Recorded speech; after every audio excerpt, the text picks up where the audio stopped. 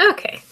So Chelsea and I are here for our makeup session for missing class next week to go over the What's for Lunch activity. Um, so Miss Chelsea, do you want to go over any? We've never actually had a meeting before, but we've both kind of gone through norms with other groups. Is there anything that you want to add, commit to, change? No, not really. I think just the standard, you know, staying in the time limit and agenda and respecting each other's opinions and stuff. Oh, good. Okay. Unless you have any other suggestions. Say again. I said, unless you have any other suggestions. No, yeah, I think that sounds good. I think our group is Awesome. is well established. Yeah. Can you describe the activity? So this activity is a health lesson, and the directions are be working with the kids can be working with a partner, Mhm. and they will basically um, be able to identify the nutrients provided by a variety of food. Those are actually their learning objectives. Describe how bodily functions and physical performance are affected by the food consumption, and be able to use resources to evaluate and collect information. So what students will be doing is they will be using a food tracker worksheet and going to various restaurants and comparing. I think the item in this lesson says a shake, and deciding which shake has the highest total fat, calories, etc., etc. Okay. I don't know if you can hear that. That's my dog crying right outside the. I can't actually. You have no background noise. Oh, yeah. Okay. I was like, oh, I'm so sorry. My heater's on though, so. And then, so kind of that learning activity checklist that we're both looking at, was there a certain area that you were interested in altering or improving? I feel pretty confident with like the standards and engaging in problem-based tasks area. So I was thinking mainly trying to figure out a way to kind of just make it a little better in the technology quadrant. Okay.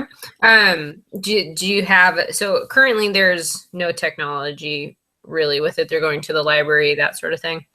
Yeah, so I was thinking a couple things. I mean, I would love your opinion on them, but the definitely it talked about the library books, and I think that's, can definitely an easy substitution could be using the internet or a quicker resource to find out the research information. But I was kind of thinking about focusing on changing up how they tracked the food.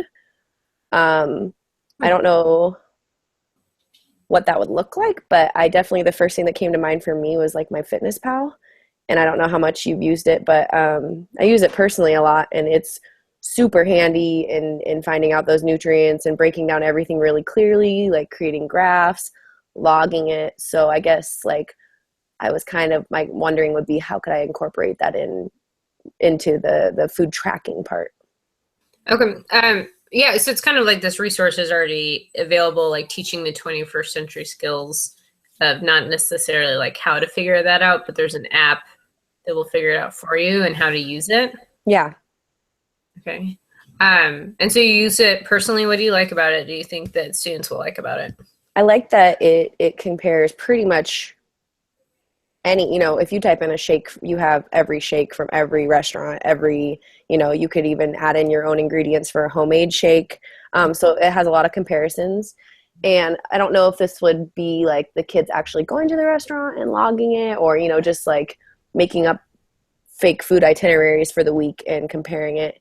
And something that I kind of felt drawn towards was it does have the option, like if you are friends and you join each other's networks, you can basically like blog it kind of. There's like a news feed, so you could check out people's records and stuff like that. So I don't know, I thought that would be kind of a cool little feature, and it'd be easier, an easy at home thing to do if they did have their own device.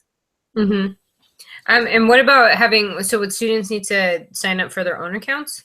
Yeah, and it's free, but they would need to sign up. But yeah, I guess I that was just kind of the idea. My question would be, and I maybe a problem too. One thing I see is they're not really doing the data themselves, but because this is more of like if I was focusing on more of like a math, something like that, I might put more emphasis on that. But since it is just the health, they're getting the health facts, they're getting the nutrients, the fat breakdown, the carbs, stuff like that. So, I guess I just don't know what it'd look like in the end.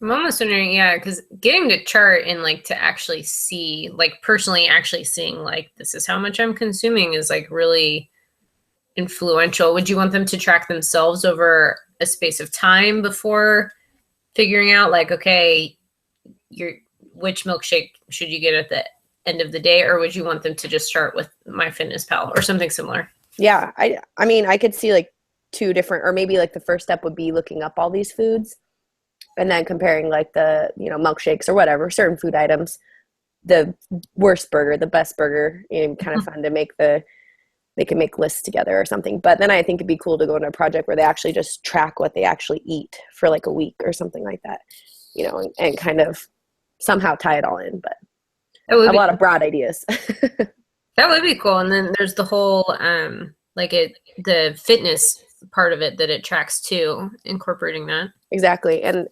it has a barcode scanner, so it's super easy to just do the foods they're already eating.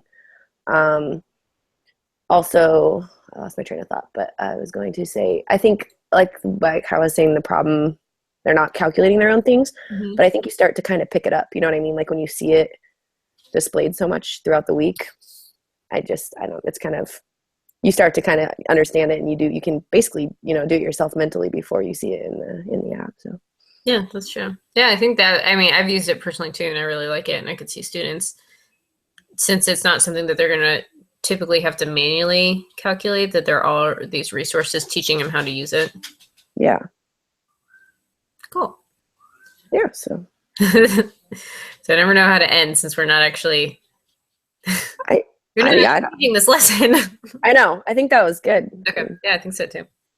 I kind of just thought of that like right before I got on with you, so I was like, well, I'll just bring that up. Yeah, I didn't think about using MyFitnessPal. That's really cool.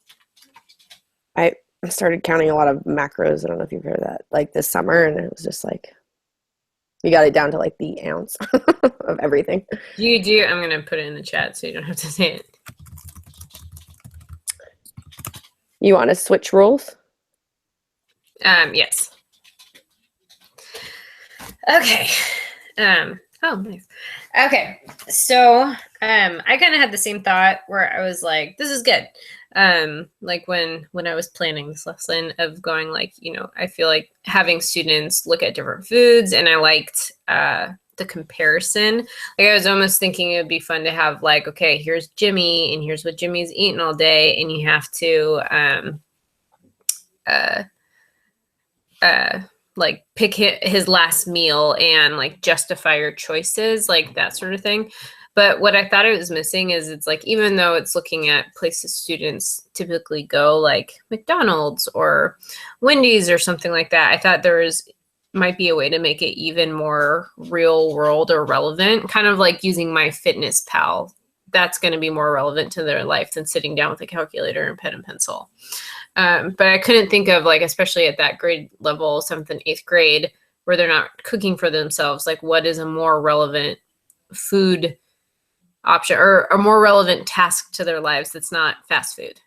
Yeah. So it sounds like you basically want to kind of take the engagement to another level, basically. Yeah, like it is I don't think it's not an engaging task. I just feel like, I don't know, something just to liven it up a little bit or make it more personal. Kind of add more like a real world connection.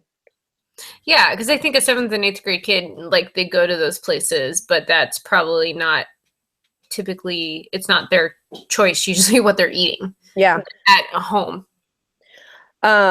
Yeah, like I kind of felt, I don't know if you feel this way, but it's not like it wasn't promoting to go out and get the food, but it's kind of like, in a way, like if you did it, I mean, never said they actually go buy the milkshake, but I mean, I know I'd be tempted to go buy the milkshake. Have you thought of like what that might look like if you did? I mean, are you thinking like connecting with different classrooms or more of an at-home thing? I don't know. Different classrooms could be cool. It was kind of like, actually hadn't thought about different classrooms. Like it would be kind of cool to do, like, have them partner with like an older, I don't know what that would look like, but I was almost thinking like the lunch, like doing it for like different lunches. Like actually it's kind of inspired by my MyFitnessPal thing. Like at work, like I eat in the student union a lot, and about half of the foods are listed on MyFitnessPal. So I find myself like adding and creating new foods, and so it kind of made me wonder if like something like students' cafeteria food at a middle school, things like that, that probably isn't charted. So maybe creating like the nutritional, I'm sure it's somewhere, but not like a kid's gonna go look that up. So maybe creating like the nutritional info for that in MyFitnessPal. Yeah, I think that's a great idea. The cool thing about that is it's super like real world. Like they, it's not a milkshake from here or a milkshake from there. It's what we had for lunch this week. And actually putting it in. Because I thought too, I was like, well, a kid could bring in a recipe from home, but it's like everyone home, their lives are different. Maybe they only eat school. Maybe they need to be given a recipe from a teacher because, they're not going to get it anywhere else. Maybe somebody cooks for them every night. So either like maybe pulling it in from a variety of sources to say like you're going to create a food that you commonly eat or something. I don't know. Yeah. Well, no matter what, I like the comparing, whether they're comparing foods with each other or comparing the school's foods, which and my first thought is might raise a lot of eyebrows at my school because I like some of the lunches we have, I'm like, that doesn't seem very healthy. But some of those kids need all those calories, but It's like it's the thing like when you go to like the chain restaurants where it's like Red Robin and stuff and it has the calories next to it. I'm like, no, I don't want to know. Like, yeah, don't right. tell me. But that's probably part of it. Of like, Is being aware. yeah, especially at that age, I think it's good to put that stuff in, or even if they are just putting in like, here are their allergens listed, or like I always see these. Oh, I always see these charts where it's like these are awful, but like, or they're probably good. One hamburger equals like 50 minutes on the treadmill, like making stuff like that. I don't know. Oh, wouldn't that be cool though? Because that could be their, like, they could find an item. It could be from the school menu. It could be from, home. But yeah, if they could break down the components enough to compare it to something real world like that, because I know I see those all the time on Pinterest or whatever. You see exactly what you said, like one Snickers is 75 minutes of running. And I'm like, is it really worth it? And then I always go for it anyways. But Yeah, that's it would be super cool for them to create something like an infographic or something at the end to like compare whatever item. I do like that. Maybe like an infographic graphic of like this piece of pizza is like 30% of your caloric intake for the day or whatever. Like, here's some ideas for the remaining 70%. Yeah, I like the idea of something to like come from it rather than like, this has this many calories. And it kind of keeps it light too, you know what I mean? Like the humor side of it. But I definitely think that that's a piece of, an engaging task is connecting it to something else. So I really like that idea. Yeah, I think that would be like a cool extension. And it was inspired by your mention of MyFitnessPal, which I totally forgot about. I don't know, maybe we should just like combine our lessons and do it all at once. Super lesson. Well, I mean, I don't know how you feel about it, but maybe we could play around with a few, you and I could select an item and then create our own little infographic or something just to model, see how it works out at first. Yeah, sounds good. Cool. Do you have anything else you want to explore in regards to that? Not right now. Thank you. You've given me lots to think about, so thank you. Well, same here. That That was awesome. was awesome. I don't know that We don't really have to meet. I like how it like the practice actually helps. Lesson David, the practice really helps. It really does, because like I know that like when I'm watching other people's videos, I'm like, man, I feel like the coaching side of it, I don't feel as like I don't know what to do, but it kind of just it stems naturally, which I think is the point. Yeah, sometimes I have to like really think about it, and other times it like I find myself just doing it. Um, very rarely. It's more of the really like intentionally trying, thinking about it. But Exactly. sweet. Well, I'm gonna stop the broadcast. Awesome.